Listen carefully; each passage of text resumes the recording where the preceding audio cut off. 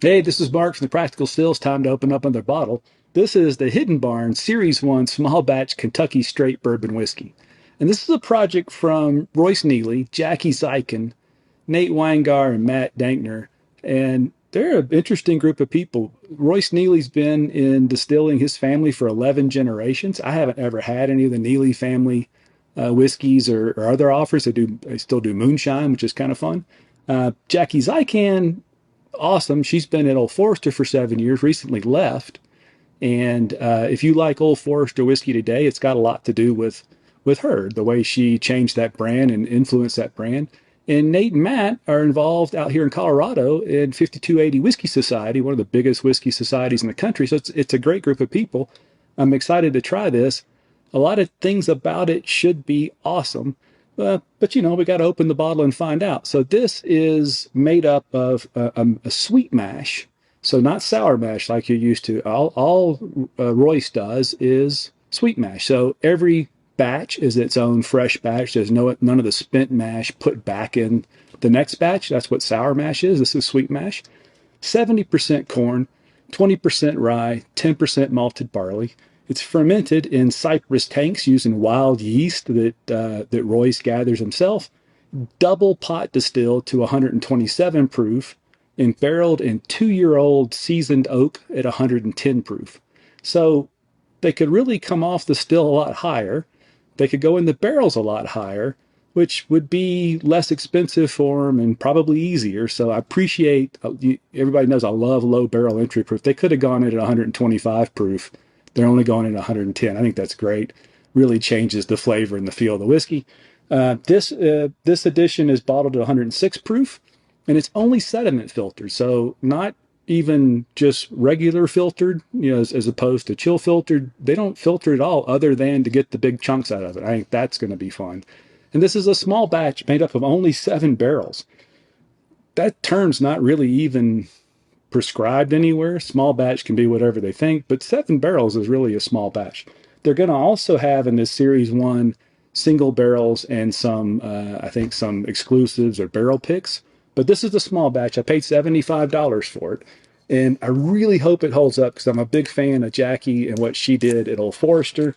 I'd love to support somebody that's got, 11 generations of distilling. And then the guys in Colorado that have been a big part of Colorado whiskey. So I'm excited. I hope it lives up to it. And let's see if I can get it open.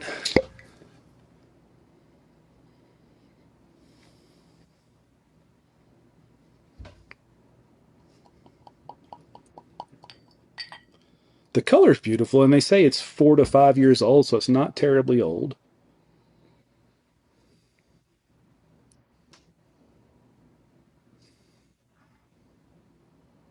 There's not a lot of alcohol in the nose, even at 106 proof. The nose is definitely different. I mean, there's the vanillas and the things, the spices you'd expect, but there's also something else in there, like a caramel or a nougat.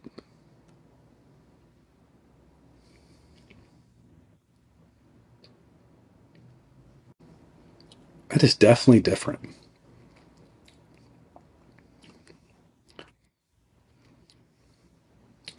I'm not immediately wowed, um, which is what I was kind of hoping for. So it feels wonderful on the tongue. It doesn't nose very proofy, but it drinks kind of proofy. I'll bite to it. And on the front, there's a bit of char, which makes sense because they even note that you may see some sediment in the bottle. Um, but I can't tell if that's just the char or if it's that caramely nougaty thing on the front or more of a confection. Hey, it's a few hours after I recorded that, sitting here working on the video, and I've been sipping on it, off and on a little bit since we recorded that. I think you can tell in the video I was disappointed. I just desperately wanted to like this. I have so much respect for what Jackie Zykan has done in the industry. I had super high hopes for this. I even read a few other reviews that seemed favorable. Maybe it's just my palate.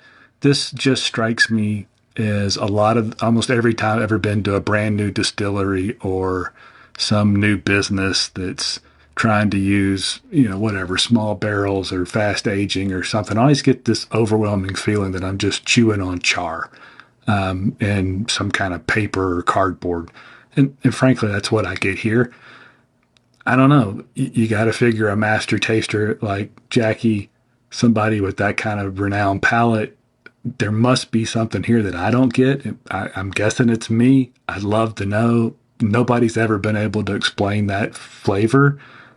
I don't find it appealing at all, but it's here. So I don't know what to do with it. I wanted to come back and mention that in case you watched the first part, saw hope, and I was desperately trying to be hopeful. I'm sorry about that. I really want it to be better. I just don't like this whiskey. Maybe it opens up when it sits for a while. I'm going to try and keep Dan from seeing this before we drink this on a Friday Sips, and let me get his honest, unbiased opinion if I can keep a straight face. And look, maybe it opens up. Maybe I come to it. When this flavor's present, age or air or time open has never had any impact on it. This flavor just stays. And look, if, maybe somebody involved with the project, since some of those folks are here in Colorado, would be willing to explain it to me or help me understand it better, I'd be open to learning. Would really appreciate it. But I wanted you to know that just in case. Certainly, for sure, try it. Every palate's different, but I think you want to try and go buy a pour or borrow a pour or hunt me down somewhere and I'll give you a pour out of this bottle before you spend the whole $75. Even saw it a couple of days ago for even higher prices than that. I'll keep trying it. It just isn't doing it for me, and I wanted you guys to know that before this was over. Cheers. Not always great. And I'll keep sipping on it. We'll go back to the bottle later and see if anything changes and what we think. In the meantime, cheers.